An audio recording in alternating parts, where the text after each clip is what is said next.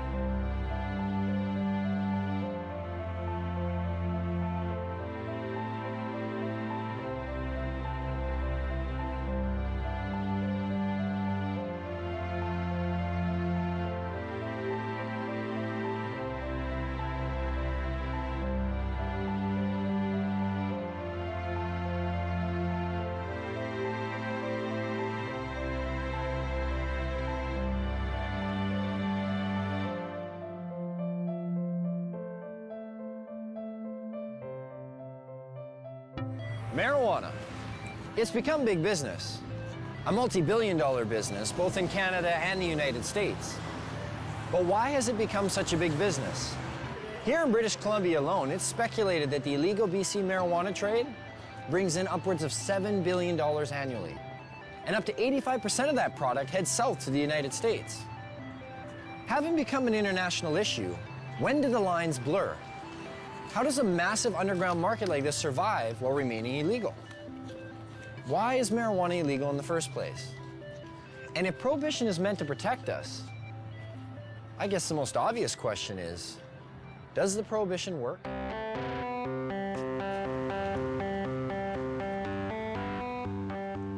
If prohibition worked, okay, if you could just wave a magic wand and say, this has gone away, I'd be all over it, you know? But the fact of the matter is that prohibition has never worked. You know, we've been here before. You remember the first prohibition, right? Which was? Prohibition of alcohol. No, I'm talking about the first prohibition. Thou shalt not partake of the fruit of the tree of knowledge. And who was the big cop? And how many people did he have to watch? 2. What are the goals of this prohibition? I assume the goals of prohibition are to reduce the amount of drugs available and to reduce the demand for those drugs. In both instances, cannabis prohibition's an utter failure. Has the prohibition stopped people from using marijuana?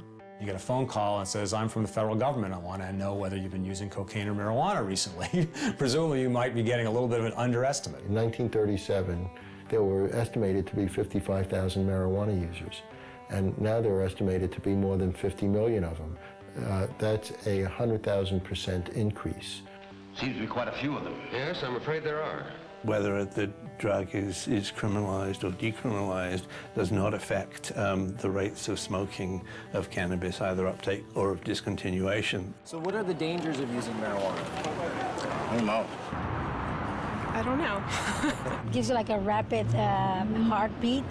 Smoker's cough. I'm sure it has some effect on your brain function, memory. I don't know, is there something unhealthy about moving slowly? It's not good for you. You're not fully conscientious of what you're doing. Thickens some membranes in your brain or something. Well, it's been science. I guess I'm being told it's been scientifically proven that marijuana kills your brain cells. That's the one I remember. Marijuana kills brain cells. I thought the same thing. You know, I didn't start smoking pot until about 5 years ago. I thought pot made you stupid. You know, I bought into it just as much as anybody did. I realized when I was like 30 years old that I was tricked. I was like, you gotta be fucking kidding me. 1974, the Heath-Tulin study. Ronald Reagan announces, the most reliable scientific sources say permanent brain damage is one of the inevitable results of the use of marijuana. Monkeys pumped full of marijuana, apparently 30 joints a day, had begun to atrophy and die after 90 days. Brain damage was determined after counting the dead brain cells of both monkeys who had been subjected to the marijuana and ones who had not. This study became the foundation of the government, and other special interest groups claim that marijuana kills brain cells. Here's what they didn't tell you. After 6 years of requests, how the study was conducted was finally revealed. Instead of administering 30 joints a day for 1 year, Dr. Heath used a method of pumping 63 Colombian-strength joints through a gas mask within 5 minutes over 3 months. They suffocated the monkeys. What they did is they put these gas masks basically on their face and they pumped pot into it, but without additional oxygen. So after X amount of time, the brain shut down. Well, if you suffocate, the first thing that's going to happen is your brain cells are going to die with lack of oxygen. So what they did is they suffocated the monkey, showed all these dead brain cells, and then went on to associate it by saying that cannabis use causes your brain cells to die. And how many people, not knowing the origin of the study, have gone on to quote it and re-quote it. And now people believe it. Studies since have shown no signs of any brain cell damage. In 2005, new research suggested that marijuana could possibly stimulate brain cell growth. That study hasn't received the same attention. Another common belief? Marijuana causes lung cancer. In the 1999 study by the Institute of Medicine that was paid for by the United States government, they had to use words like may and should cause cancer. We've been hearing for years them trying to say that it causes lung cancer, and we say, really, that's interesting because you can't even show us one case of cancer being caused by cannabis use alone. You definitely have to do it moderately because it does paralyze the cilia, but if it's not radioactive, you're probably not going to get cancer from it. Smoking it can be harmful because of the proper use of smoke. Not as a result of anything in the cannabis plant, but because they're intaking heated plant matter into their lungs. People said, well, you don't know, we haven't been smoking it long enough. Look what happened with cigarettes. We've had about 4 decades, or more than 4 decades of experience. If this was going to show up, it should have shown up by now. Finally, a study came out just in the last month verifying that cannabis smoke does not cause cancer. It's different than nicotine. And the elements in the tobacco smoke do cause cancer, and the elements in the marijuana don't. There's no cases of marijuana-only smokers getting brown lung syndrome. There's no cases of marijuana-only smokers getting emphysema. Strange for a plant that's so dangerous. How come none of that? Marijuana is as bad for you or worse than tobacco? Impossible. If they had the evidence, they'd be putting emaciated bodies or emphysema, lung cancer, black lungs, they would be parading them throughout the media. They don't have one. Yet people somehow or other think that it might cause the same thing. In fact, if you look at the straight deaths from substances, a different type of picture starts to appear. The #1 killer in the country? It beat out AIDS, heroin, crack, cocaine, alcohol, car accidents, fire, and murder combined.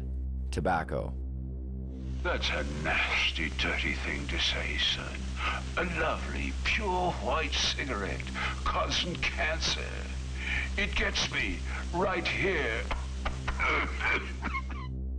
With an average of 430,000 deaths per year, considering it's a #1 killer, it's interesting to know that tobacco receives government subsidies and is grown with radioactive fertilizer.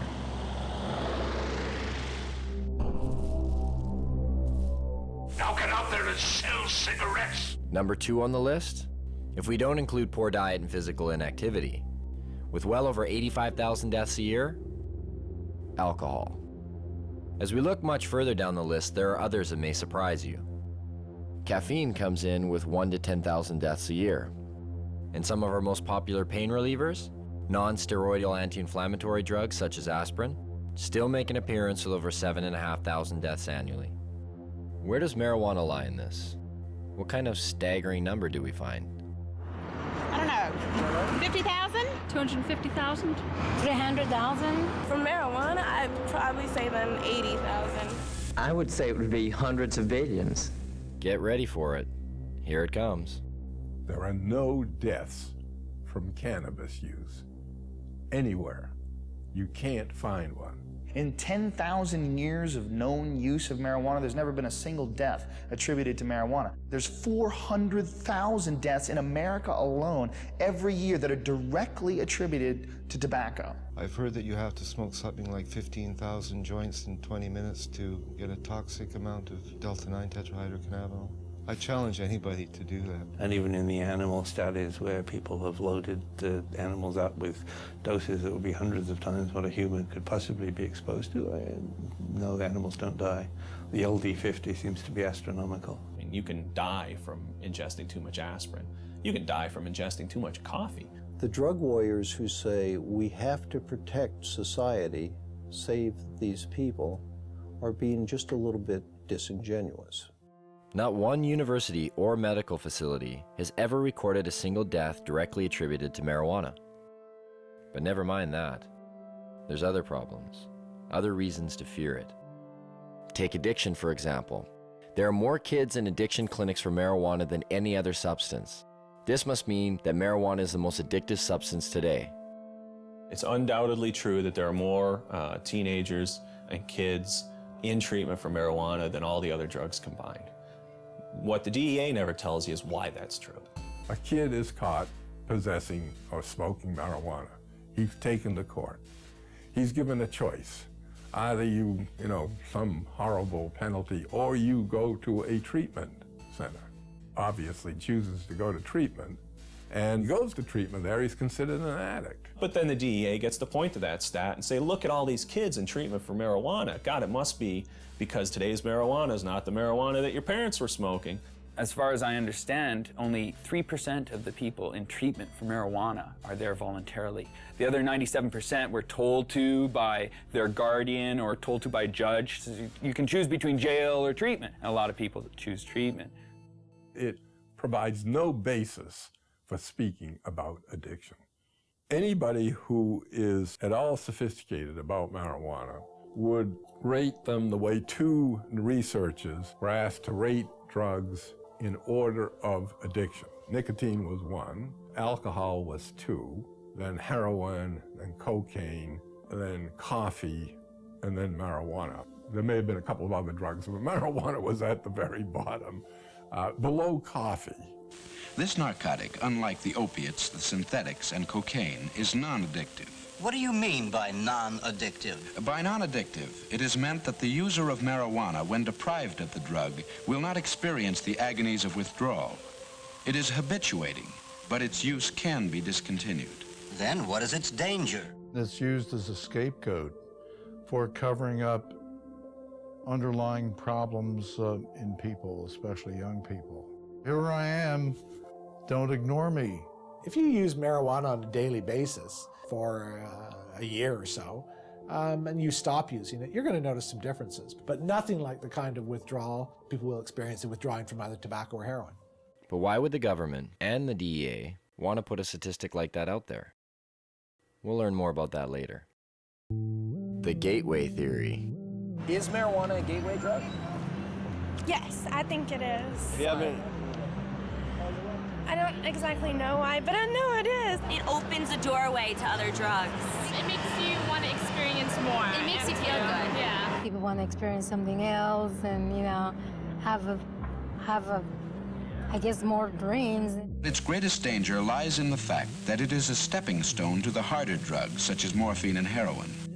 That's why there are people that want to legalize marijuana.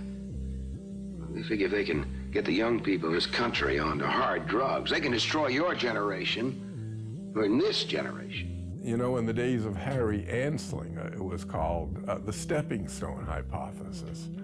If you stepped on this stone, marijuana, you were bound and determined to go on to the next stone, which would be one of the so-called hard drugs. Every time it's been studied and looked at and so on, they have never, ever found that there's certainly nothing in marijuana that makes you want to go to anything else. There is no inherent psychopharmacological property of the drug which pushes one toward another drug. I'll smoke a joint. I want a bag of chips and fucking junk food. I don't want to go out and get ripped. I drink alcohol. That's my drug of choice. It could be said I started on milk. I mean, this is crazy. If I use marijuana, why does that automatically make me a candidate to black tar heroin? It's a nonsensical argument. In fact, only 1 out of every 104 marijuana users use cocaine, and less than 1 use heroin. The black market throws the dealers of soft drugs together with the dealer of hard drugs. So if you have a black market, and you have a dealer that's dealing in marijuana and LSD and everything else, and the dealer might say to you, hey, you want to try something stronger? Well, in that sense, because of the black market, because of prohibition, people may be more susceptible to seeing these other drugs and being willing to try these other drugs. And so what you see is that there is a gateway effect, but it's a gateway effect caused by prohibition and the blending of the hard and soft drug markets. Where does this leave us? Oh, wait. What about laziness? You will be useless to society if you use marijuana. But if that's true, well, there are about 50 million people who smoke marijuana in America, and over half of the Canadian population who've tried it. And yet, both societies seem to flourish. And just look who some of these people are. Stephen Jobs developed Apple Computers smoking pot. Ted Turner developed CNN News smoking pot, still smokes a joint every day. You go through every musician you like, from the Rolling Stones to the Beatles to Led Zeppelin, they all smoke pot. Snoop Dogg, Willie Nelson. Come on, Bill Clinton, he didn't inhale, man. He didn't. Hell, yeah. Don't be so naive. Virtually every presidential candidate has now copped to using marijuana at some time in his or her life. A few times in the Army, I tried marijuana. It was not a significant part of my life, I had a senior law enforcement official tell me that in his judgment, up to a quarter of the White House staff when they first came in had used drugs in the last 4 or 5 years. The people that have personality problems and the people that are going to be lazy and going to lose their job, they're going to lose their job anyway. They're not losing their job because of marijuana. That's just a lie. I love Tommy Chong. I think that a lot of the Cheech and Chong episodes that people believed, not knowing that Tommy wrote and directed the movies, thinking that, you know, that's what a stupid stoner looks like. No, actually, that's what a really brilliant creative genius looks like, acting like somebody you think's a stoner. And none of this is borne out in the research or when you look at people who are long-term users and happen to be lawyers, judges, doctors, and, you know, writers. But what about the potency of the drug? Marijuana is dangerous. There's higher THC levels than ever before. Anytime you got a bag of Colombian dope 20 years ago, it was way better than the Mexican swag that you normally got. So there's always been a range of THC in plants, and the fact that we can now grow stuff that's equivalent of what Colombian was 20 years, well, it doesn't mean that we're boosting THC to unheard of levels. It just means, you know, hi, there are some nuances in this discussion that people should be aware of. And I actually think that it's a real stroke of our own ego to think that for the 50 or so years of Prohibition that we've improved upon varieties that have been cultivated for drug use in places like India and such for thousands of years. People say, well, you can abuse marijuana. Well, shit, you can abuse cheeseburgers, too. You know, you don't go around closing Burger King because you can abuse something. I can take a fucking fork and jam it in my eyeballs. That mean forks should be illegal? You know, I could jump off a bridge. Should we outlaw bridges? Let's nerf the world. But what about all the crime and violence associated with marijuana? From beat cop to police chief, I saw ample evidence of the harm caused by alcohol and the absence of evidence caused by marijuana use. And I mean the complete absence. I cannot recall a single case in which marijuana contributed to domestic violence, crimes of theft, and the like. You want to know what a weed smoker looks like? You're staring at one. You know, like, I'm a weed smoker. I'm not, like, crazy or, you know, I'm not stabbing you right now. Most of the violent crime that's committed, or most of the crime period that's committed or having to do with drugs, is people who are on drugs committing violent crimes. If you make it legal, if you make it cheaper, you make it more available, you're going to have more violence, more addiction, Tom, that is more not crime. true. Stop lying to us. Oh, now come on. Stop lying to us. That is not true. You know, don't tell me that. I've smoked pot, Tom. But I've admitted it. I've done it. I've done all of the big three. I've done tobacco, I've done alcohol, and I've done marijuana, Tom. Guess what? Marijuana's the least of the three, pal. You guys prove me wrong or whatever. I want to hear someone that has smoked too much weed and went home and beat his wife and beat his children or whatever like you see on booze. The only big issue on alcohol is drunken driving and binge drinking among college students. Otherwise, you can drink to your heart's content.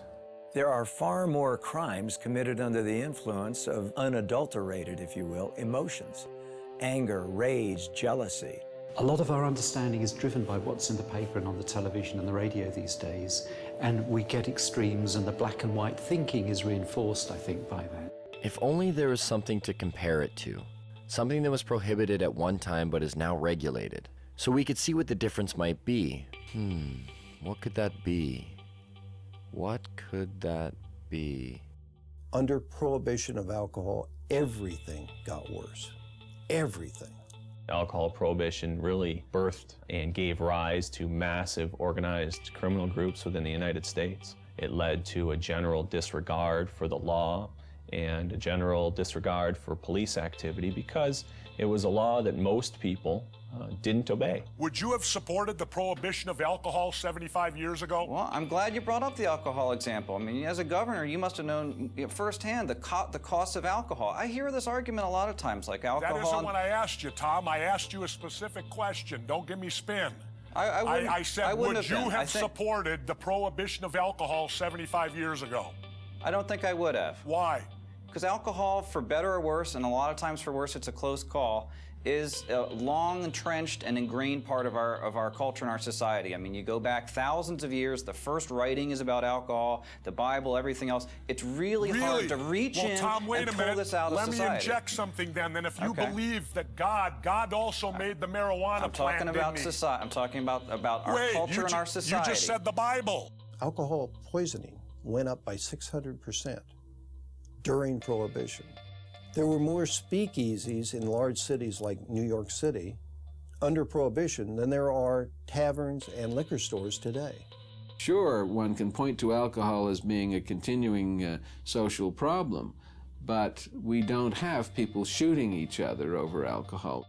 When alcohol was prohibited, people lived at that time to know the difference between prohibition and non-prohibition. They could see that the prohibition of alcohol caused the emergence of gangsters and the underworld that took control of these substances. Alcohol then was no longer in their control. Could this be the same for marijuana? It strengthens organized crime, without a doubt, because you have to be a criminal to sell it. It's that simple. This brings crime into it. That's why the benefits and the ability to make money is so huge in it. Weapons were used to intimidate people, and we've seized approximately 50 weapons, sawed-off shotguns, and most of them are loaded. Where's all this competition we've heard so much about? You call these prices low? Marijuana is just a weed, and marijuana is worth more ounce for ounce than gold. You don't find legal commodities, at $200 an ounce. You don't even find them at $200 a pound. Heck, most things are $200 a ton for corn and grain and barley. That's why when you walk 10 pounds of marijuana across the border into the United States, it becomes worth 20 pounds. You create an artificially inflated value for that drug that is so huge that people decide it's worth murdering people in order to control this market. I think the Fraser Institute called cannabis prohibition a gift of revenue to organized crime. But what do growers and dealers think of this? Would you like to see the government in the future legalize marijuana here in BC? Stealing money from us? I know I wouldn't like to see it legalized. The government would control and regulate the product, and that could potentially hurt a lot of people in the industry. How can you compete with factories have perfectly rolled out doobies? They'd perfect it, and we'd all be out of money. It makes for strange bedfellows. You've got the police and the high-level drug dealers both agreeing that we should maintain this prohibition. Well, when you got high-level drug dealers saying prohibition is good, you might want to scratch your head a little and think, well, shoot, why would they want to continue prohibition? I can't imagine why a grower who's making $150,000 or $300,000 a year would ever want to see marijuana legalized. I mean, the last thing a grower wants is sensible policy. The madness continues and they continue to get rich. You know, Betty, I'm going to bring this up at the business meeting tomorrow. You make the penalties stiffer? You know what? Good. For those people who are not getting caught, price goes up. See, so not only do we allow them to tell us how much drugs are going to be supplied, the potency of those drugs, who they're going to sell to, where they're going to sell them, just to make sure they get it all right, we let them keep all the profits. So you've got essentially a Wild West. You've got an unregulated market in which anything can happen. It certainly may work for things that people generally accept, but if you try to prohibit something that's in demand, that the people want, then it's pure folly. And without control, it's hard to regulate areas of concern, like keeping it out of the hands of our children. There have been some studies that suggest heavy sustained long-term use from adolescence to adulthood has the potential to exacerbate symptoms of those with a genetic predisposition for schizophrenia. And although there is strong evidence that refutes this, it does lead one to question, could there be a better way of deterring children from using, rather than letting dealers decide what age is appropriate? For the last 10 years, our children across the United States have said that it's easier to buy illegal drugs than it is to buy beer and cigarettes. It's harder to get beer because you have to go through a regulated establishment that's going to check ID, that's going to have those safeguards in place, that isn't just going to sell it to you because you got 40 bucks in your pocket. The guy down on the street corner, he doesn't want to know how old they are. You don't want to see an ID. He says, show me the money. And if they get the money, it doesn't matter if that child is 4 years old, they're going to get the dope. If you can't control the sale of the product, how on earth are you going to keep it out of the hands of kids? Could we be the creators of what we now see as some of our biggest problems? Have our solutions been prelude to our worst fears? You know, the use of the criminal law for the basis of public health is a wholly bad idea, no matter how you cut it. It doesn't work. You cannot legislate morality. One person can say it's immoral to legalize it just as much as someone can say it's immoral not to legalize it. It doesn't get you anywhere. You have to have a rational policy debate by talking about the consequences. Now, I've had young people tell me that, well, your generation had a martini and that was your crutch, and why can't we have our own kind of crutch? You know what? Why don't you be a generation that doesn't have to have any kind of crutch? It's a lot easier argument. If you just say, oh, it's immoral, then you don't have to debate why it is that alcohol kills so many more people than marijuana, or why it is that tobacco takes 7 years off your life and we can't establish that marijuana does anything particularly. If people do drugs and they commit crimes around those drugs, they should in fact be punished. But you can't punish someone for something that hurts no one. We should legalize marijuana, tax the hell out of it, and put every dime back into the healthcare system.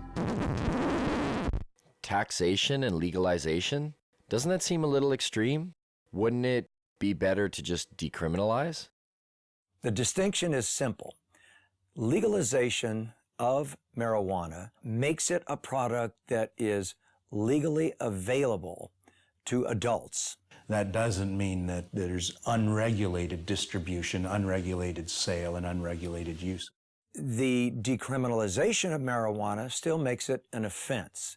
You're not going to go to jail for it under a decriminalized model, but society is still saying no, no, no, no. It doesn't address the problems of organized crime, and it doesn't create a situation where you have retail sales.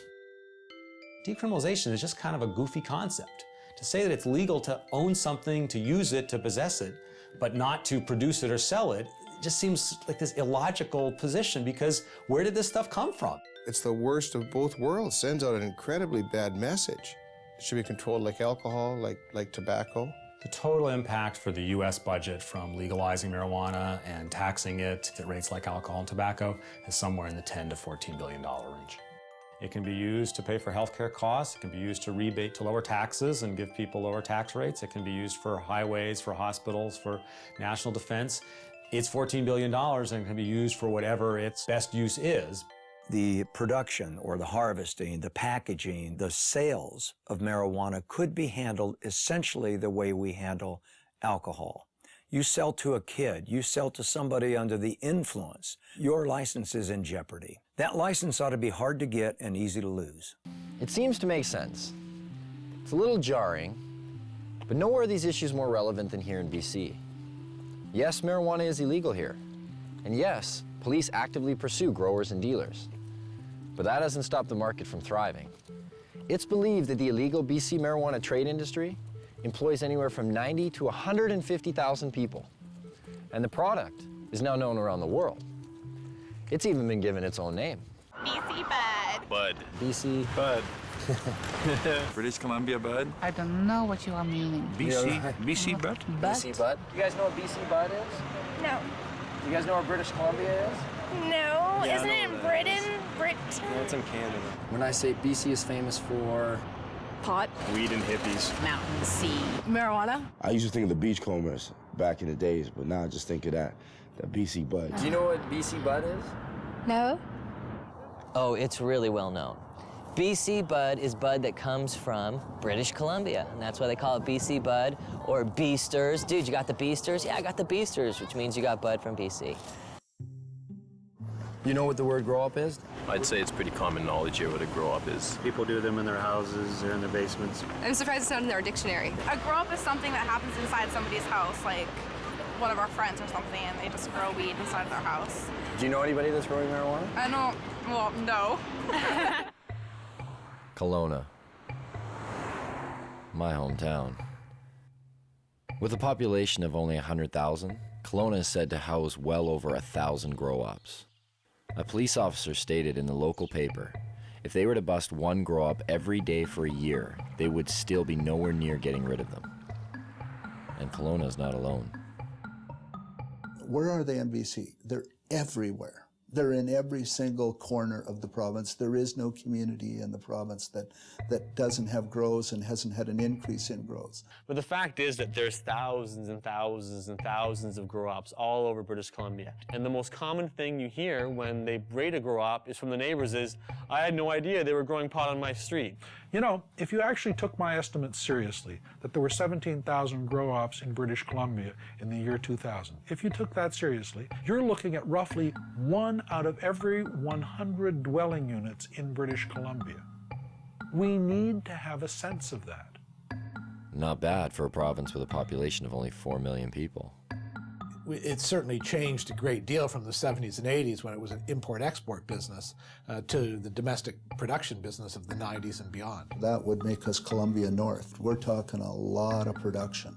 The reality is that there's a huge range of people involved in the marijuana industry in British Columbia. It's not a hierarchy. People don't beat you up if you go into the marijuana industry. It ranges from people growing a few plants to members of motorcycle clubs and others possibly being involved in the business. Police at one time used to attend to every single call that came to their attention. Somebody would call and say, I think there's a grow. Police would do an investigation, do a full investigation. Well, that has dropped over 7 years to where it's only about half the time. But it seems to me that if we look around and talk to people who are living in the real world, one of the things we discover is that we don't understand it very well. And when we see these numbers like 1% of all dwelling units potentially are involved in marijuana grow-ops, it certainly ought to give our politicians perspective on what it is they're trying to do. So how does one find these grow-ops? For police, it involves the use of forward-looking infrared cameras that can detect the above-normal heat radiating from a grow-op, or the sniff test. But if all else fails, this, Grow Watch. Communities have become so flooded with grow-ops in BC that some neighborhoods have started their own watch programs. This one, set up by the Chilliwack RCMP, even has an education package with phases: training, neighborhood cooperation, certification. Once certified, you are able to hang this sign which shows that you are a neighborhood that does not approve of marijuana grow operations. There are questions provided to citizens in order to aid them in identifying a grow-op. Questions like, do the residents keep to themselves? Was the sound of construction heard coming from the basement soon after occupants took over the residence? Is there condensation visible on the windows? Is the yard unkept?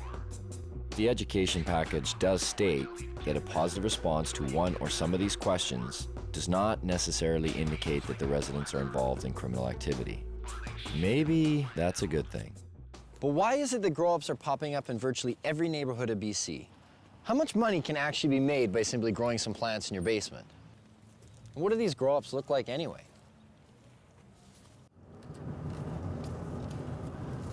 We finally got a grower. Right now we're driving to meet them. It's around 8 lights. It's not a huge show. This is what they use for clippers and stuff like that. When they hire clippers to do a show, you put these on, and if people are looking from the outside, it just looks pretty much like you're wearing sunglasses.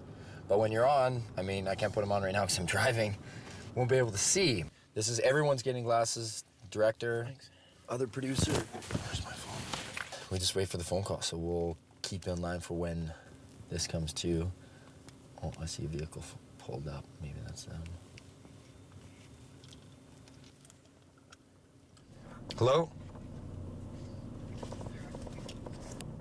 Okay, so put the glasses on.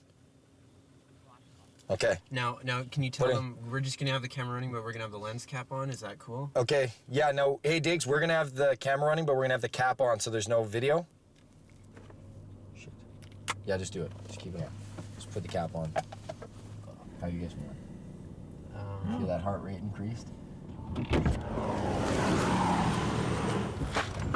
So you're coming in the back seat? Yeah. All right. Okay, cool. You want the camera? Yeah.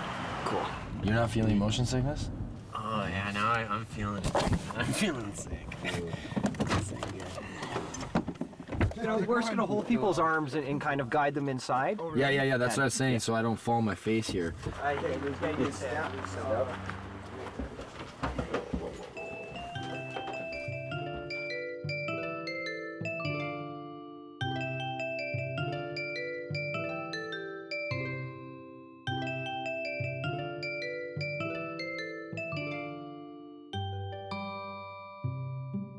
A real grow-op. The grower admitted that this wasn't the biggest of grow-ops. In fact, it was probably on the small end of the scale in terms of size. But I really didn't care. There are just so many things to see. the lights, the tools, the power, the pots, and of course, the marijuana. What do you guys do for the smell? I noticed there's like a big... Well, we got this carbon filter here or whatever, and it just kind of filters the air in there, and then it's goes underneath the house, and we have it so it goes into like a dog shed. It's like I'm in the beginning stage and I'm learning. Over here, there's also another room in there. So you have a total of, is it 8 lights? 8 lights, yeah, they go on 12 hours. This one runs 12 hours in the daytime, this one comes on 8 at night. Did you say like the majority of the guys you know are just growing to earn some extra money? Yeah, it's like they have normal jobs, and you know, they're normal 9 to 5 type of guys. The grower told me he cropped out about every 2 months, and every crop was worth about $20,000. That's $120,000 a year. Even though this was a small grow-up, the numbers didn't seem small at all. If those kind of numbers are coming out of a setup of 8 lights, what kind of numbers are coming out of the big ones? And where do you find them? Well, it would seem just about everywhere. Barges, semi-trucks. Whether it was for the mobility of it, or whether it was an attempt to disguise the smell of burning marijuana, of growing marijuana, in any event, it's unusual for that reason. Even in train cars? Yes, it seems as though even our beloved caboose cannot escape grow-up fever. When we read that 20 train cars were buried underground to grow marijuana, busted or not, we had to see this. So we set out. But not before asking our sound man if we could use his SUV and coaxing him with a little free gas. Where we were going, we would need it. We're in the boondocks, way up here. You wouldn't want to go over that puppy. This is what they brought up diesel fuel to power the generators in. With how much they were growing and how much the generators needed, I mean, that's a full truckload there. And finally, after a few hours on the highway and climbing up the side of a mountain, we get there. We had to go into 4 low just to get up here. And you can see I'm dressed right. I'm in jeans and frickin' sneakers. Fuck. My feet are cold. There's no neighbors. Like, look to the right. There's nobody there. Nobody here, nobody there. I mean, I imagine they're probably laid this way. They've been obviously following you, like where you're getting your diesel, where you're getting the tanks, where you buy 10 train carts, where you buy 150 lights. These are diesel pumps, and it looks like there's still diesel leaking in these things here. This is how you got down there. Just want to make sure it's okay to down here. I feel like I'm going into a cave. All right, watch your feet there. Not as cold under here. About 8 train carts down that way, I'm guessing. So I can't even see to the end, and then 2 deep. Each one is 2 deep. Down here, 2 deep, down the next one, 2 deep. 3, 4, there's numbers on the wall. And then what they did is they cut them to make doorways, and that's how you have your hallways going into each one. There are water reservoirs here. And you see 1, 2, 3, you're like, okay, that's quite a bit. But then there's this one, and that one, and another one at the end. Look at these things.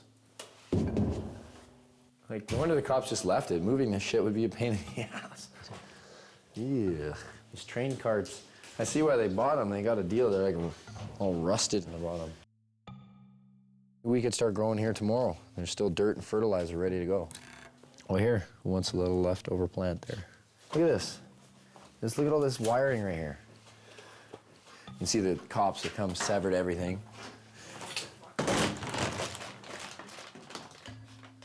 What are those chains for? Chains are where they were hanging the lights. The reason why they use the chains, because then they can adjust the height. You know what? Actually, you want to get me to run all the way down to see how far away I am? So I'm going to go to the end here and just show you how deep this is. And this was all filled with plants. Whoa. I'm at the end. Now I can hardly see over there. It's just like lights to me. This is how far away, like to give you an idea just how big this is. Oh, it's a trek just to get back to where you guys are. And you're going to see a lot of repetition because here it goes again.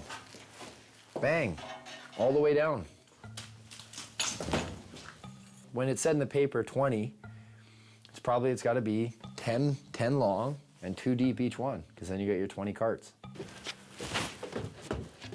Man, I wish we could have seen that while it was still rolling. That is crazy. You wouldn't know there's a law here. Check this out. Cannabis Day, an actual day dedicated to marijuana. And take note, this takes place on one of the busiest high-traffic blocks of BC's largest city, Vancouver. Marijuana? It's everywhere. Consumed and sold in every imaginable way. Pipes, bongs, joints, baked goods. It was hard to imagine that nearly every person attending this event was breaking the law, and yet no one seemed to care. The police were there, but not to bust people. They held traffic for the band to play for Cannabis Day. Now they went back to their side of the street. Sure, no problem, brother. No problem. Complying with the 5-0. One of the organizers told me that in all the years this event has taken place, there's never been a violent incident, except once, by a man who's believed to be under the influence of alcohol. We heard there was a jazz festival happening at the same time on the other side of the block. It wasn't doing quite as well, but there was one group doing all right. Right up there, as you can see, is still Cannabis Day going on, but right here, not even a block away, is a church retreat, and they're selling donuts. I was like, well, what do you guys think about the rally? And they're like, we need to pray for them. And I was like, well, you guys are selling food for them, right? And I'm sure they've sold record amounts today, I guess, too. So we'll see. We'll get an interview here shortly, hopefully. The interview never came. There was so much marijuana, it was unbelievable. I think we almost all got contact highs just from being around the smoke. But I did get a donut. I did purchase some of these on the way out. Those church girls got me. A culture of marijuana has been established in BC, from paraphernalia to cafes, from seed selling to its very own political party, the BC Marijuana Party, even bakers.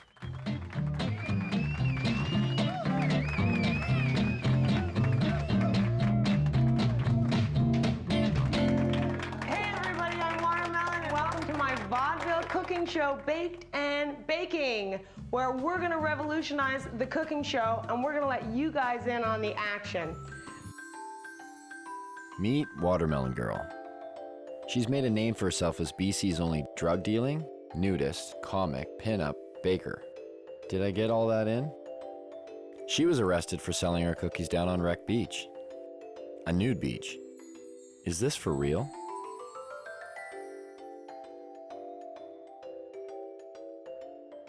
I'm like the Heidi Fleiss of weed. I tell everybody, like lawyers, doctors, like there's no proverbial yo G, you know, like none of those. Like all professionals come in through my house. You know, a lot of people with money, a lot of people in politics. You don't want to know who comes through here, you know. My mother was a baker and her mother was a baker, and we just bake. So I made these pot cookies and I started selling them. It's hard to ignore such a large demand. So if you got arrested one time on Wreck Beach, right? Yeah, I've been arrested more than once. Allegedly trafficking ginger snap cookies. Allegedly trafficking ginger snap cookies. So I'm assuming not regular ginger snap cookies, right? The one with right. Snap crackle pot. But even the judge is like, uh-huh. You know what I mean? Like he's seen violent crime after violent crime, and then along comes the cookie girl. Cops are supposed to come and remove undesirables from communities, and I clearly was not an undesirable person in my community. Like, somebody else needs cookies. Actually, I just got picked up by the National Speakers Bureau, so I actually go on speaking tour to universities and talk to kids about marijuana. Oh, really? Yeah, it's like the most genius. I'm like, you want me to talk about marijuana? We're like, okay. And they pay me to do it. Lock up your kids. This is a heinous crime. So at some point, one might ask oneself, how does an industry of this size function while remaining illegal? Where does the money flow? Who's profiting off of it? Is there really $7 billion floating around the province unaccounted for? Maybe people are feeling the effects and they don't even know it. Turns out there seems to be a system. Some have even given this system a name. Well, a lot of people here in town and stuff consider it a union, right? Union? Yeah, the union, and you know, it's like a different It's a different term for pretty much industry. It's this underground thing where there's so many different tradesmen and different people all working together. You have to work together with people that you trust because it's illegal to do what people are doing here. So this is how the so-called union breaks down. And of course, there are many exceptions to this, but this is the typical setup. First, you have a home or landowner. He doesn't take on much responsibility. He is simply the legitimate owner of where the grow operation will take place. All he has to do is pick up a briefcase every 3 months and pay off his mortgage. His hands are clean because he can claim ignorance if the grow operation is busted. Oh, I'm sorry, officer. I didn't know they were growing marijuana there. Then you have his 50-50 partner, the contractor, who will provide the equipment and hire the grower or grow himself. The grower is known as the fall guy. Why the name? Because that's exactly what he is. If the operation is busted, he takes the fall. Once the crop is matured, clippers are then hired. They prep the weed for distribution by cutting away the excess leaves and stems. What a lot of people don't understand is a part of the marijuana plant that people smoke is the bud, which in essence is the plant's flower. It's not the leaves. Clippers are generally hired on an hourly wage starting around $20. Tax-free, of course. Once the marijuana is ready, in steps the weed broker. He's not always required, but sometimes the partner with the equipment needs a broker to buy his product and then sell it for him. In the event that a broker is required, it usually means the weed is headed south to the United States. In that case, the broker will buy the pot for somewhere between $1,800 and $2,000 a pound. He'll then hire a border jumper, a risk taker, someone who has the balls and hopefully the wits to get the product over the border. Some of the most common ways?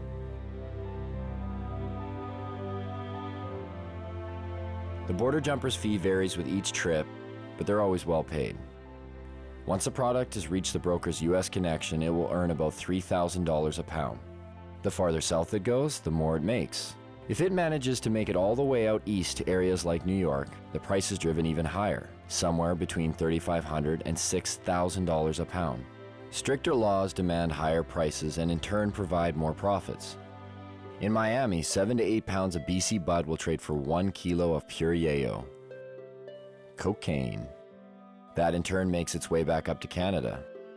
And sells for anywhere from $30,000 to $35,000 a key.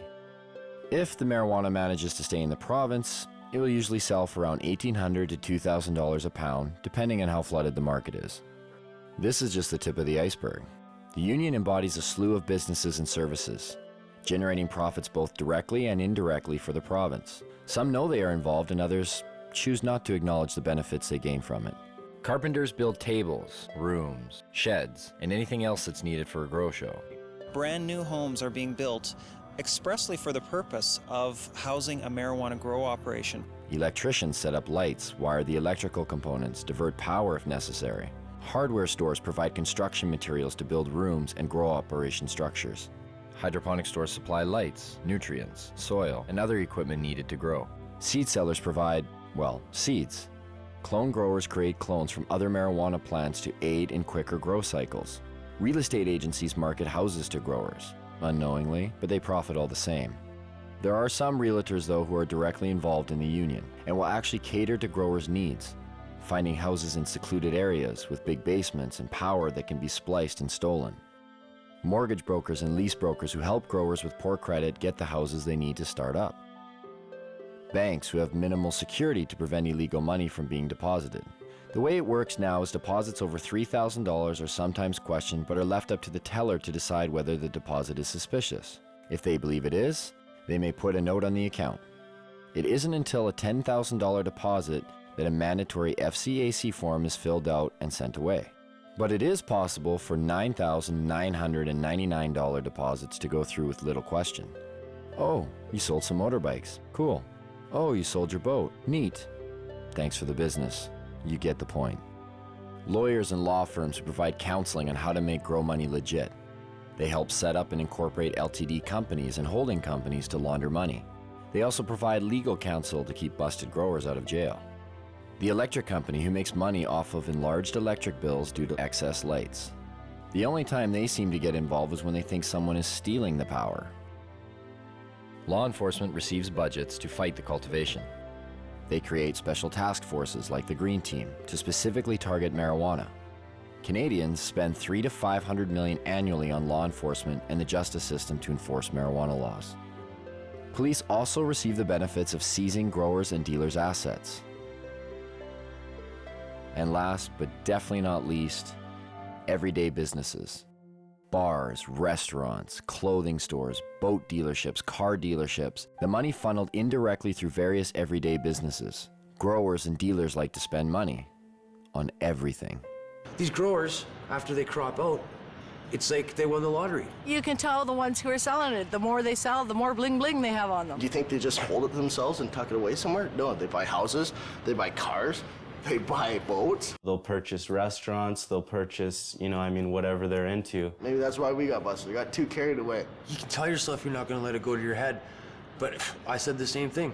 But when the money comes in so easy, you get accustomed to that lifestyle, and before you know it, you become a steamer, you become a hot rod. And that's what it comes down to. Yes, organized crime moves a majority of the product once it's available on the market. But there aren't a lot of bikers out there watering plants. It's mom and pa operations, it's young guys who see opportunity.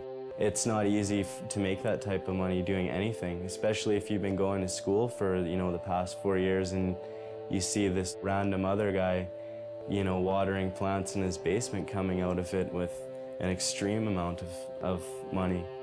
Interesting. You have your degree. Yeah. And then you're in the... Yeah, I made the choice to put that aside and start growing weed. I could be making $33 an hour, which is a great wage, but really, why would I want to do that when I have the knowledge to make in a whole year in 2 months? What have we learned so far? Well, one, the prohibition hasn't reduced the demand, and it certainly hasn't reduced the supply. Two, it's a steady source of revenue for organized crime, which in turn attracts young people because the money is so easy. And three, being an underground market actually creates crime and violence. And yet, the only one paying the costs for all of this are the taxpayers, people like you and me. Even further, this whole deal is over a drug that seems to pose no more of a threat than the substances we already regulate. At the very least, why isn't this up for debate? Dwight Eisenhower once spoke of a military-industrial complex. Have we built up a marijuana prohibition complex? The real war on marijuana didn't start until 1972. And President Nixon said, it's all the Jews smoking pot. And he really said that. When Nixon got into this with his war on drugs, he had things that he wanted to do. He had an agenda. A lot of the information that was kept and warehoused in the Library of Congress and also at major universities was actually recalled and destroyed. The Nixon report that came out through his administration was called the Schaefer Report. It was by a Republican governor, and when he studied it and gave an answer, you can pick this report up, pick up any page, open it, and if you actually have experience with cannabis, you'll realize they're telling the truth. And then when it came back saying that marijuana was essentially harmless, he totally ignored it, so we're going to launch a war on drugs anyways. He didn't even print as many copies that Congress and the House would have been able to see. 1970, beginning of the war on drugs. 76 New Jersey troopers became detectives. I was one of them. They designated 1/3 of us as undercover. I happened to fall in that 1/3. That's where I spent the next 14 years of my life. What we were targeted on was the pot smokers. There was a very good reason we were targeted on pot smokers. Most of them were protesting against the Vietnam War. Now, if you could arrest that whole group of people because they were smoking pot, you didn't have to have a Vietnam War protest, which Mr. Nixon thought was a pretty good idea. So when President Nixon declared the civil war that we're living in right now, the drug war, in 1972, it was really a war on marijuana. It really didn't kick in until the 80s when Reagan, took over his presidency of the U.S. Ronald Reagan, he said, these young people, they get together, they read books, they smoke marijuana, and they talk. Like these three elements were a recipe for disaster. How do I feel about legalizing marijuana? Am I for it or against it? I am totally against legalizing marijuana. And make no mistake, in the U.S. government, the focus of their war on drugs is cannabis. The focus of their rhetoric is cannabis. It's certainly used as a poster child for all drugs. When you see an ad for drugs, it's always the marijuana leaf that goes up. It's almost like a religious jihad. more powerful than going for the gusto. Causes people to think. When people think, they question. They question things like, say, the war in Vietnam, or race separation of blacks and whites like they did in the 30s in the jazz clubs, or women's rights, or the Gulf War, oil wars. It's real simple. You put your loafers on, you put your black socks on, you get in your car, you have your briefcase, you say hi to your neighbors, he mows his lawn just like you do, and things keep moving along in the same direction they always have been. That's why marijuana laws exist. There are, in my opinion, people in government at all levels of government who know that it's not a winnable war, and yet they continue to pursue it. Acceptance of drug use is simply not an option for this administration. Often we go to debates and it's a police officer debating us. Okay, the police are supposed to enforce the laws. They should not be arguing for or against laws. That's not their job. Well, what is their job? Is it to enforce laws that exist on the books, or to determine the policy of the laws that are made? The way to justify the policy is to create a lot of fear and then spend a lot of money combating that. Quite frankly, if you took the using population of all the other illegal drugs combined and you eliminated cannabis from that equation, there wouldn't be a big enough drug problem in either this country or the United States to justify the massive expenditures that go towards fighting the war. The amazing thing is the small amount of enforcement that is necessary.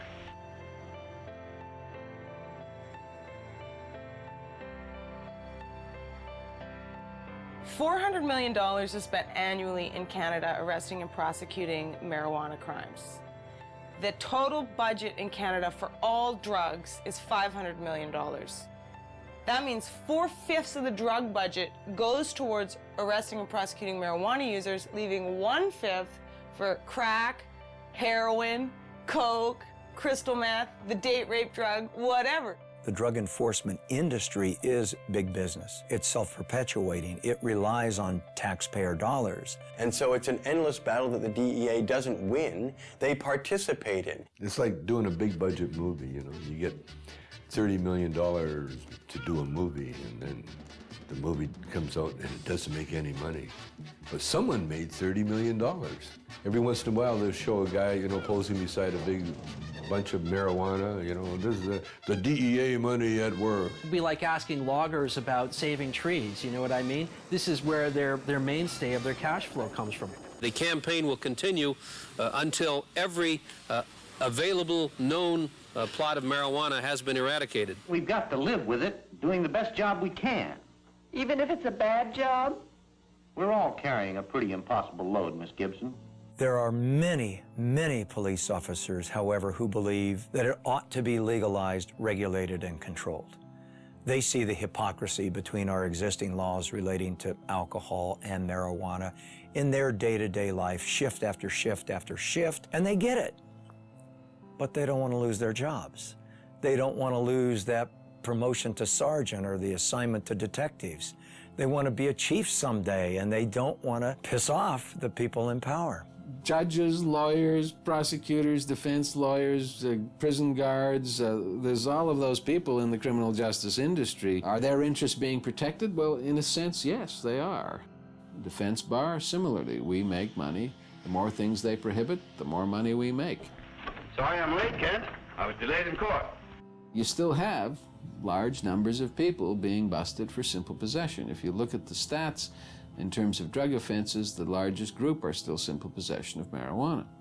Every time you blow a marijuana cigarette, you take a chance on blowing your future. Oh, come on, Pop. All my friends smoke pot. They're not criminals.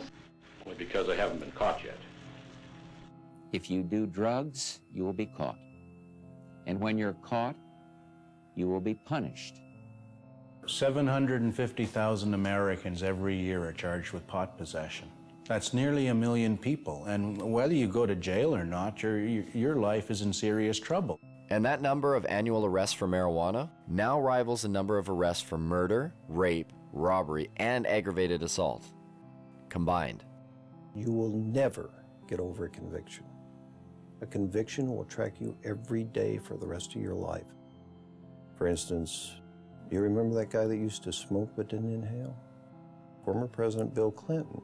This is not a big issue with me. I never even had a drink of whiskey till I was 22. Now, if Mr. Clinton handed me that marijuana cigarette when he was standing in a circle with us, it wouldn't matter whether he inhaled or not. He would have become a dope dealer, wouldn't he? Just like all those other people that went to jail. Never to be an attorney, much less the President of the United States.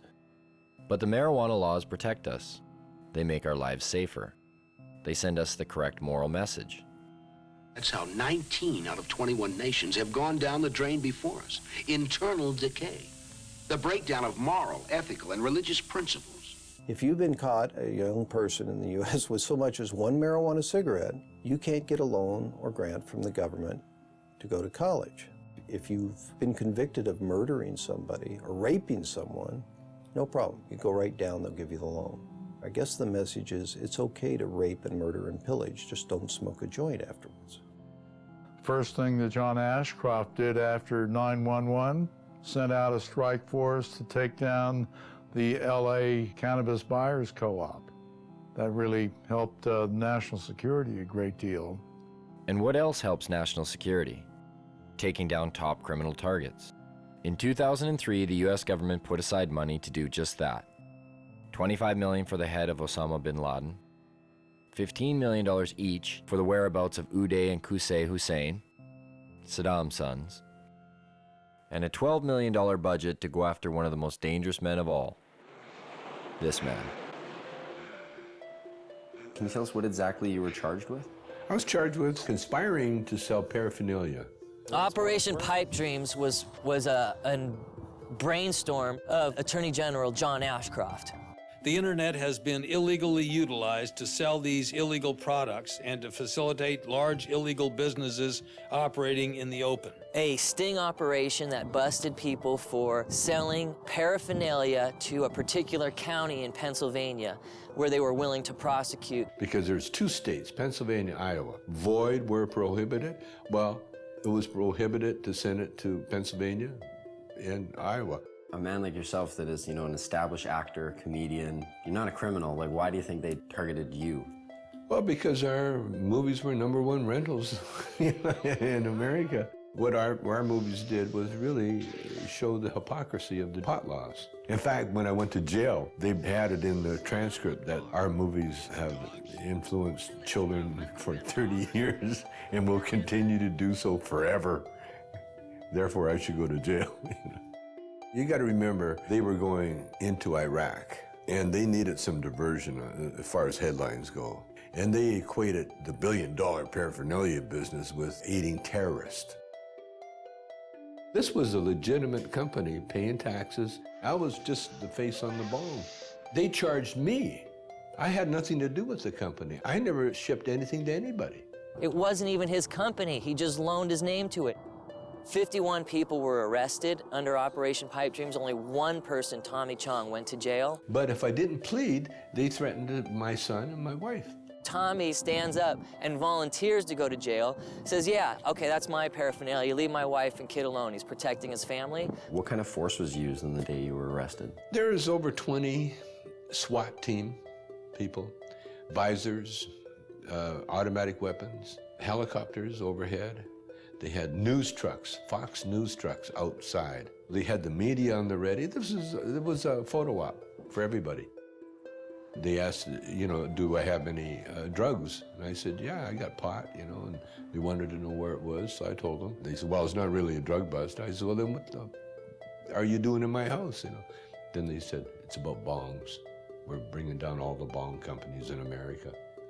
And with Tommy safely behind bars for 9 months, the United States drug war reset its sights, this time across borders. In downtown Vancouver, just outside the US consulate, a bunch of people had gotten together and were having a rally for this guy named Mark Emery. He had evidently been selling seeds, marijuana seeds, to the wrong people. Let me tell you, the DEA wants me because I am very good at what I do. Well, obviously, I'm the most dangerous man alive. Like, really. Like, no wonder I'm facing life imprisonment without parole for something that no one's ever gone to jail for here in Canada. No one's ever gone to jail for seeds, not even for a day. Mark and 2 of his employees are facing life in prison in the United States. Not Canada, the United States, for selling marijuana seeds over the internet. Vancouver police came in here with a warrant for an extradition, but we were taken then to North Fraser Correctional Center of the year 2002. Beautiful facility. Mark Emery has gotten in the face of the United States. The U.S. sees Mark Emery as a major political threat to its anti-cannabis agenda. In a press release from Karen Tandy, head of the DEA, she said that this is not only the end of marijuana trafficking, but it's a blow to the marijuana legalization movement. I gave just under $4 million away over 11 years to Supreme Court challenges, ballot initiatives, political parties, drug addiction clinics. Well, if you're the DEA, who the hell do you think you're going to go after first and foremost and as viciously as you can do it? I think they even admitted it themselves when on the day of the raid, the DEA announced, he's a legalizer. We're shutting down one of the biggest legalizers. The legalization movement won't have a pot of money to draw from. Ha ha ha ha. Mark Emery has never gone to America and sold a seed. He does it all from here by mail order. And it's akin to Canadians ordering, a machine gun from somewhere in America. It's against the law, and if we receive it here in Canada, they come and arrest us for receiving the machine gun. They don't go to America and say to Colt, "Hi, we're arresting you because you sent a machine gun to someone in Canada." No one's been sentenced to any time in jail in the history of Canada in 35 years. We've had this law. 2 people, me and Ian Hunter in Victoria, were fined. There's all sorts of seed businesses still open. Mark's the only one out of about 50 retail cannabis seed businesses in Canada that's been charged. Mark has been paying the Canadian federal government taxes on income he has made from selling seeds. The government relied on the existence of these internet seed sellers so that patients who had qualified for medical marijuana exemptions, who were bugging them for seed, were being directed to these internet seeds, and Mark Emery specifically in some cases is the place to get their seed. It puts Canada and our government in a very difficult position because they've either got to hand over a Canadian citizen to a foreign government for activities that were entirely done in Canada, for which our own government, our own police are not willing to charge him. If the Canadian authorities who rubber stamp this shit think that what I've done is so bad, then charge me. I should be tried by a jury of my peers. I'm not about to be tried by my peers at all. I'm about to be tried by foreigners. At 420, a time synonymous with smoking marijuana, everyone lit up. And for those who didn't have marijuana to light up, again the police were close by, and again they didn't seem to care. One officer mentioned she was bothered by the smell of the smoke. It was kind of confusing. How could we be sending Mark Emery to prison for life in the United States if even our own police aren't finding it worth their while to bust people smoking it right in front of them? That's not the only thing that's confusing. The marijuana that's consumed in the United States, how much comes from Canada? I don't know much about Canada. I don't either. Maybe 20%? I'll go with 35. 35%? And a quarter. 50%. 50? 50%. I would say about 60%. 60%? 70%. Yeah, 70, 80%. At least 80% of it. Ooh, I don't think it's all that much. Most of it is here.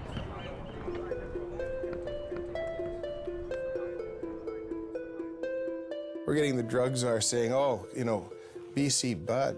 This was when some of the people in Canada were trying to get marijuana legalized. John Walters went up there and said, what you're talking about is passing a law that will allow you to export poison to my country. When we talk about poison, exporting poison, what do we export to Canada?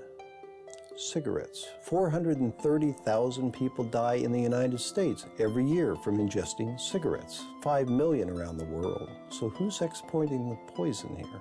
Of the 6 million people who could benefit from treatment and need it in the United States today, 60% are dependent on marijuana. They invited me. I'm sorry. I wasn't sure who invited him and why he came here yet again. He's been here before. He needs to shake his head. So how about him shutting down the cocaine that's coming across the borders? How about him shutting down the guns? Sometimes you feel like you've stepped into Alice in Wonderland. you've gone through the looking glass. In fact, more Colombians die from U.S. tobacco than Americans die from Colombian coca products. So what's the drug war really about? Because if you don't want American tobacco in your country, America will go to war in a trade sense with your country. You have Canada engage in cannabis policy reform and taxing and regulating cannabis, and all the scare stories haven't come true. You have an awfully hard time sustaining your own domestic policies. What do you think would happen between Canada and the U.S. if Canada were to legalize marijuana? There's been rumors that, they're like, we'll shut down the border. I don't think so. I've heard that too, but then my question is, would you want LA, in the dark and thirsty? If you do that, then we're not going to ship oil, we're not going to ship water, we're not going to ship electricity. It's not going to happen. We're too important to each other. The softwood lumber people going to stop doing business?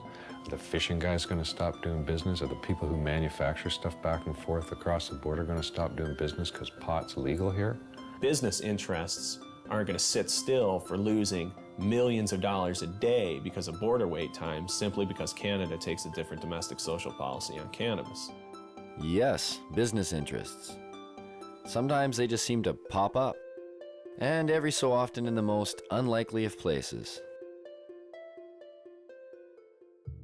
We have seen an explosion in prison construction that lags only slightly behind the explosion in incarceration. There are more people in jail in America now than ever before. In the United States, it's one of the fastest growing industries. Some major investment companies at one time described private prisons as one of the best investments you could make. So you can make more money building prisons than any other type of investment. They're extraordinarily expensive to build. They're even far more expensive to operate and maintain. Right now in the United States of America, the biggest growth industry is the privatized prison complex. Japan, for instance, incarcerates at 38 people per 100,000 population. The United States incarcerates at a rate of 726 people per 100,000 population. In a 20-year period, the prison population in the United States quadrupled. We have just shy of 5% of the world's population and almost 25% of its prisoners. Even South Africa, at its worst, didn't have as many prisoners per capita as America has now. Texas just built 77 prisons in about the last 20 years. We find state treasuries on the verge of bankruptcy as a result of prison construction.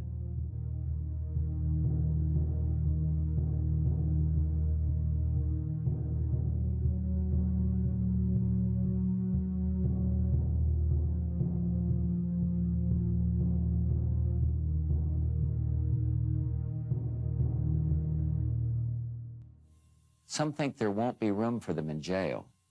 We'll make room. We're almost doubling prison space. Some think there aren't enough prosecutors. We'll hire them, with the largest increase in federal prosecutors in history. In the late 80s, there were about 5 privately run prisons in the United States. By 2005, that number had reached over 260.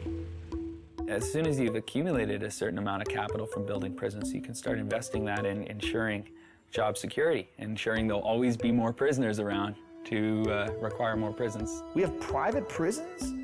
What the fuck is that? How did that happen? How can you profit over people going to jail?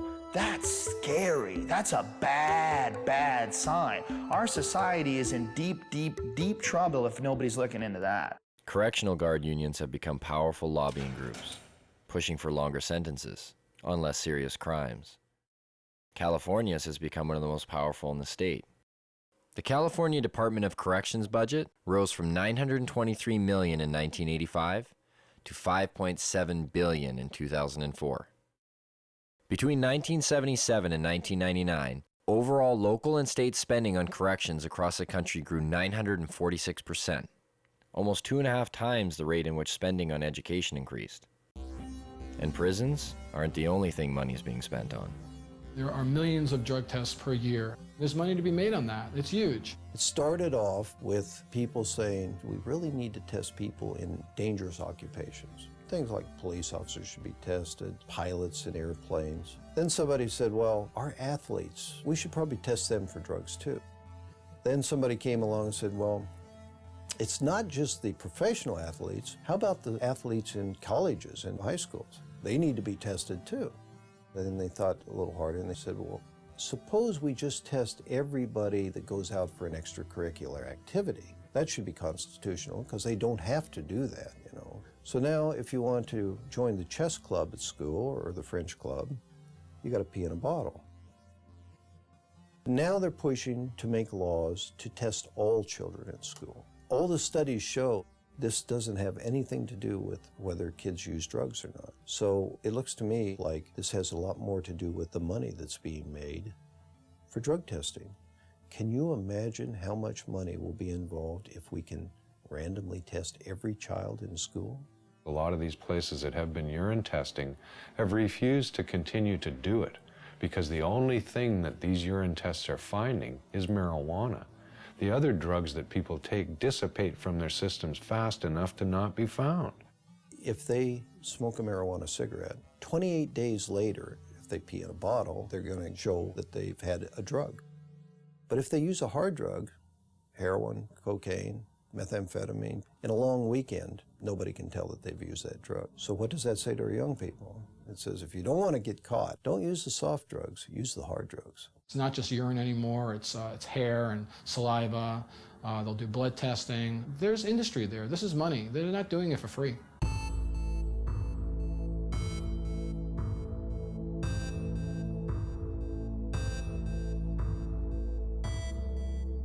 The most profitable industry in the United States is pharmaceutical. Dollars involved is just staggering. Could it really be? Has medicine really become that profitable? The fact is it has. In 2005, U.S. prescription drug sales rose 5.4% to $251 billion, and global pharmaceutical sales rose 7% to $602 billion. Now, why would pharmaceuticals be threatened by a plant? The answer may be as simple as one word: natural. Because a significant amount of research to date has confirmed or suggested that marijuana in its natural state is still the most effective form. Can you imagine a world where you or I wouldn't have to pay for certain medicines? After dealing with about 10,000 patients over the last 15 years, I would say that over 200 different medical conditions respond favorably to cannabis. It appears to have benefits that we never ever knew about. Glaucoma, epilepsy, muscular dystrophy, arthritis, multiple sclerosis, wasting syndrome, nausea, chronic pain, depression, anxiety, hepatitis C, cancer, chemo, AIDS patients. Is there a product out there today that provides as many medical benefits as cannabis?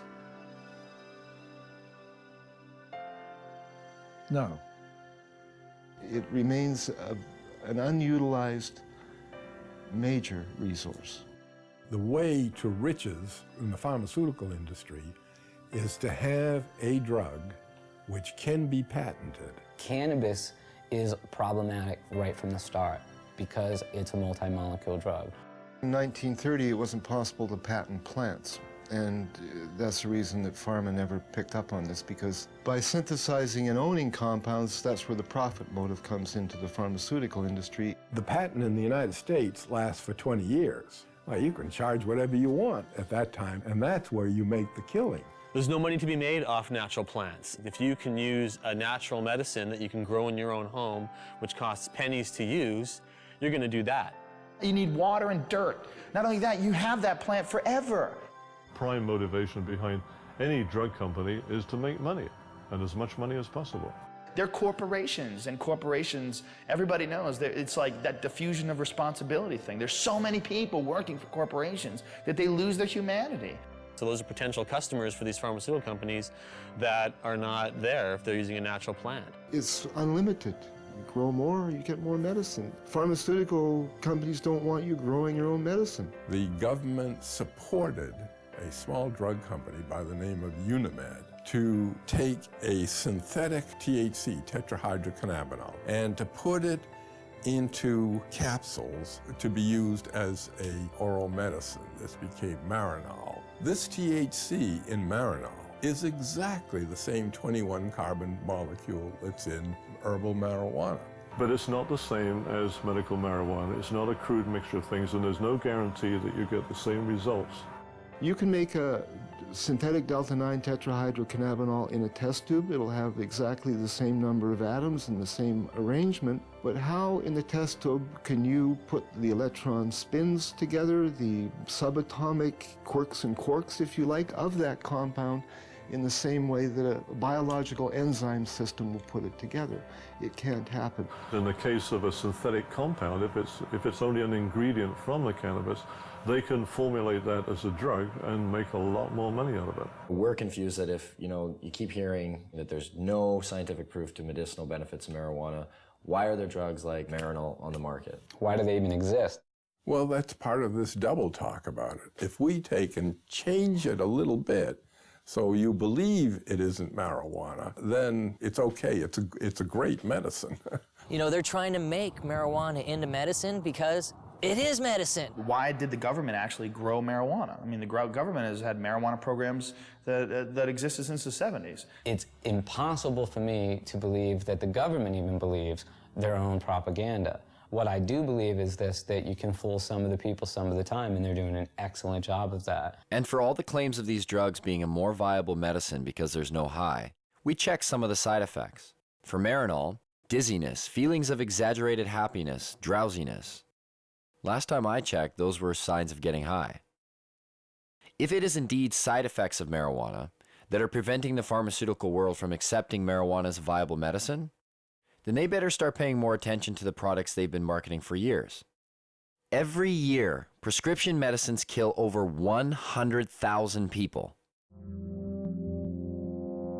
The pharmaceutical industry has been excellent at convincing the public that they need their potions. If you watch any kind of commercial for drugs, they're always using the third person. For example, where does a headache come from? It comes from out there somewhere. Don't sell the steak, sell the sizzle. How many people in this country alone are addicted to antidepressants? How many people who are on antidepressants really have imbalances, and how many of them just got off of a bad relationship and they're depressed?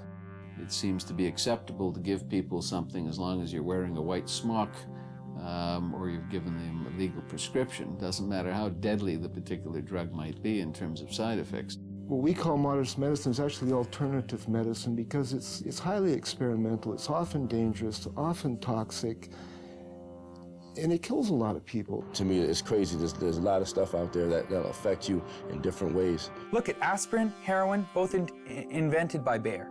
I thought heroin came from opium seeds. And Just natural effect of opium, you keep making it more and more concentrated. No, you have to add certain chemicals to it and tweak it a certain way. It doesn't just come from opium itself. What was heroin made for? As a cure for morphine addiction and coughs. Heroin, the sedative for coughs. Pseudoephedrine, that's the main ingredient in methamphetamine, is to cure the cough, the cold. I get a cold, oh, I think I'll do some meth. When you look at it from a large perspective, like, what's weed? Even Francis Young, the DEA's own judge, who took medical testimony for over 2 weeks, made this statement. Marijuana, in its natural form, is one of the safest, therapeutically active substances known to man. Yet, despite this, and the ever-mounting number of real-world patient success stories, cannabis remains listed as a Schedule I narcotic. Under that category, marijuana is classified as having no known medical value.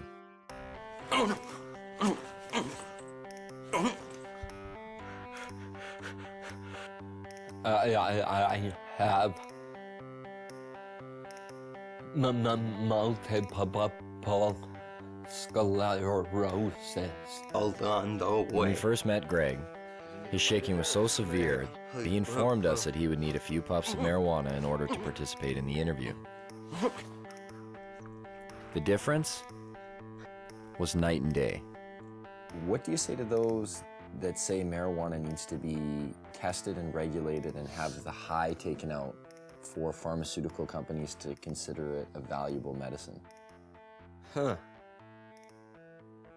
That's a pretty, and I only mean this as a measurement, as to how much it is actually a pathetic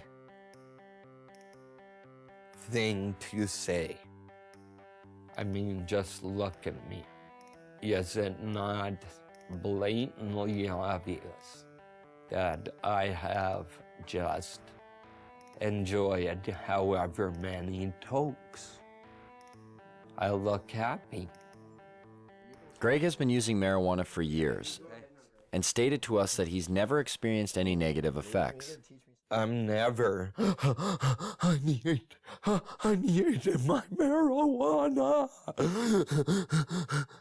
That's stupid. It takes away my discomfort, let's call it. It does enhance my very being.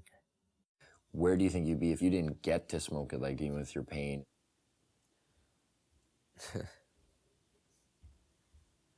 I would have found a way. How does the training and education of medical doctors today work against the acceptance of prescribing marijuana as medicine?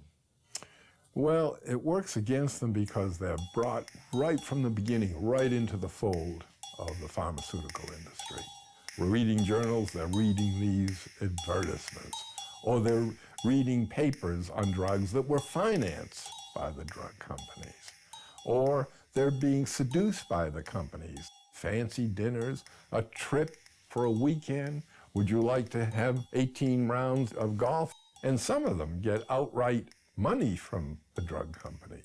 I've met doctors who said when they first came out of medical school, they didn't know what to do. It was really overwhelming. They had live patients in front of them who needed help. They were very happy to have representatives tell them what medicines would be best for their patients. So doctors have a bias toward the products of pharmaceutical industries. They do not readily accept the idea that a simple plant or herb may be useful. I don't know if they think it's hocus pocus. I just think they don't feel that there's the kind of testing that they're used to. That's the problem we have. What I try to impress upon these people is we're trying to put the science into it, and yet some people are very resistant to even attempts to do that. More of the funding is coming directly or indirectly from the drug companies, and these people, obviously, for obvious reasons, are determining the agendas. Now think of the lobbying potential behind the most profitable industry in the United States. Think of the power. And do they get their way? Why can't we explore its medicinal potential? Why can't we use it to make more products? To myself and people involved in this business, it stopped making sense a long time ago. The common response is really the medical marijuana is a stalking horse for legalizing it. And so what? What do they want? We should be making use of this plant. And really, that's all I can say. The restriction, the prohibition is all, in my mind, just stupidity. And I don't condone stupidity. And that's a problem. How do politicians, after years of promoting claims of marijuana's harms, pushing for larger drug war budgets, constructing political platforms based on a stance that vilifies marijuana, and being lobbied by big business, how do these same politicians now reverse their stance? What politician can come before their constituents today and say marijuana should be decriminalized when yesterday they said it was evil and dangerous? Their constituents are going to want to know why you changed your mind. Were you lying to us or were you stupid? Either way, you're not getting elected next time. Whoops, we made a mistake. You 17 million people should not have been arrested. Some of you jailed, some of you fined, some of you lost the handle on your career. One way to bypass this problem in the face of ever-growing empirical evidence is to divert attention. Add a word: medicinal. Put the word medicinal in front of marijuana, and you are now talking about something completely different if you're a politician. Why is there a perception that healthy people are affected differently and unable to fend off the detrimental consequences, whereas a person with a lowered immune system or terminal illness seems to experience none of these effects? Some people go home at the end of the day and they drink to kind of wash away the day, you know, just like, that was a hard day, I need a few drinks, relax, kick back. So is that relieving pain? Maybe. Or is it pursuing pleasure? I don't know. So if you think about this in the context of cannabis, it also has relevance. The government's a lot more likely to forgive cannabis use if it's for relief from pain. If it's in pursuit of pleasure, that's a problem. And I think that points to something about our culture that's a little bit odd. What works for one doesn't necessarily work for another. The father-son confrontation. Mom smokes like a chimney. And you have a drink every day and smoke too. It's not the same. Why not? You can get cancer. Your liver can rot away. They believe today, and I'm disappointed in the media, that it hasn't brought this information, this new information to the people of this country more than it has. They believe that marijuana could well turn out to be the most dangerous drug that is in use in our country today. If you're a politician, you can get elected on a get tough on crime platform. We're gonna lock up all the marijuana cultivators for a long time because you're preying on the fears of the public. Spokesmen for giant special interest groups, whether those special interest groups be law enforcement, or whether they're private prisons, or whether they're pharmaceutical companies, or whether they're oil companies. We have spokesmen for gigantic corporations that are trying to calm us and get us to press the right button in the voting booth. Everybody that gets in has their own agenda. They're beholden to their own lobbyists, so they don't go in and check the work of anybody before them. That's not their job, because God forbid somebody come in there and check what they do afterwards. I understand why politicians may be reluctant to act on their principles, but our politicians need to read their own polls, because this is one of those cases, and it happens a lot in life, where the people are ahead of their leaders. Hempfest, the largest event for cannabis in the world, a showcase of modern-day hemp. Sure, they used this stuff 70 years ago, but what good is hemp in a world like today? A world that appears to have everything it needs. It opens a whole new market. It opens a whole new market on every level. You can harvest off the seeds, you can harvest out the inner pulp and the long stem fibers. The fiber itself is the strongest natural fiber in the world. All the clothes I'm wearing today for this interview are hemp. All the clothes I actually always wear are made out of hemp. Been so since probably '94, when I realized I could buy clothes made out of organic fibers that lasted longer than cotton. You can eat hemp seeds, and it contains all the essential amino acids and fatty acids. It makes fuel. You can make biodiesel out of it. Hemp is an excellent source for biofuel. When you grow hemp for fuel, every crop unleashes a huge amount of oxygen into the environment. And in fact, the same amount of oxygen that you lose when you burn it off, you gain back. So it's a closed cycle, ending the greenhouse effect. There are so many hundreds of strains of industrial hemp that you can grow hemp almost anywhere in the world. Not everywhere in the world, but almost everywhere in the world. So just that alone makes it a resource for fuel. That is the solution, is to stop using fossil fuels and nuclear energy. Stop using them entirely, and using wind and wave and sun more, and these biofuels. People will get it, especially as the gas prices go up. It's the highest quality paper there is. I mean, it's archival quality. The words tree-free paper don't make sense to people.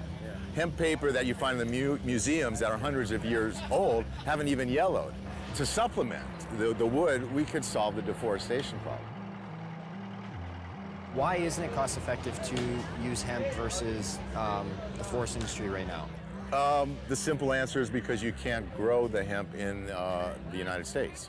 As far as human beings are concerned, it's probably one of the most useful plants ever, if not the most useful plant ever, and it's illegal. Industrial hemp is not a drug, though it is of the same species as marijuana. It is a completely different variety of plant, similar to comparing a Chihuahua with a St. Bernard. You can't get high from industrial hemp, but you can get high from marijuana. This is the only industrialized country in the world that doesn't grow industrial hemp. I mean, think how crazy it is that we can eat the product, we can sell the product, we can wear the product, we can export the product, import it, manufacture it, everything but grow it.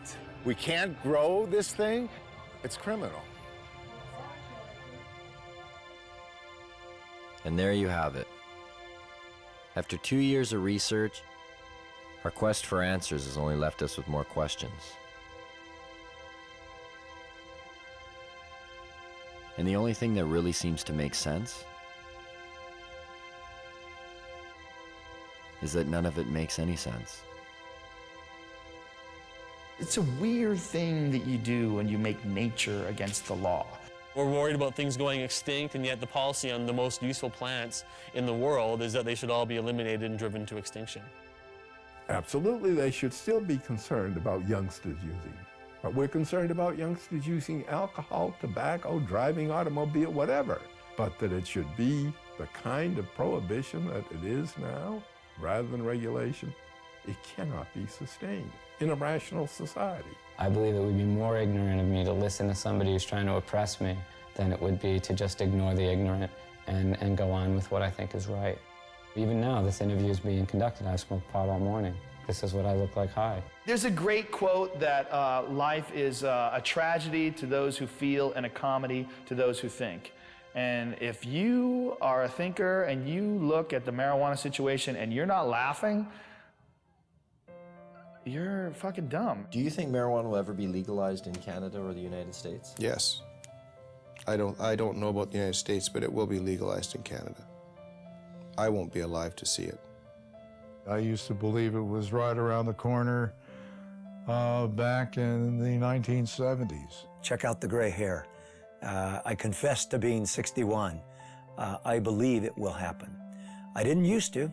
As recently as 2 or 3 years ago, I was convinced it was not going to happen in my lifetime.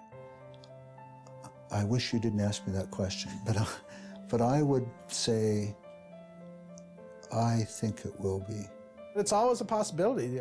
It's, you know, there can be breakthroughs to reason. All we have to do to end it is get 50% of Congress plus one human being to say it's over, and it's over. There's a movement in this country, and some people have more faith in it than I do. Maybe from hosting Fear Factor all those years, I've lost my faith in human beings and their intelligence. I think it's inevitable. I believe that the truth will set us free, and I think the truth is infectious, and I think that while cannabis per se is not addictive, learning about it quickly becomes. When I published Marijuana Reconsidered, I, in the last chapter, predicted that once people understood these things about marijuana, the prohibition would be gone. It would be gone in 10 years. Carl Sagan, who was a very good friend of mine, read the manuscript and he said, "Lester, you're so pessimistic. 10 years?" You know, well, here we are, 45 years later, and nothing has happened. Nonetheless, it can't help but happen. I mean, you can't sustain a lie like that forever.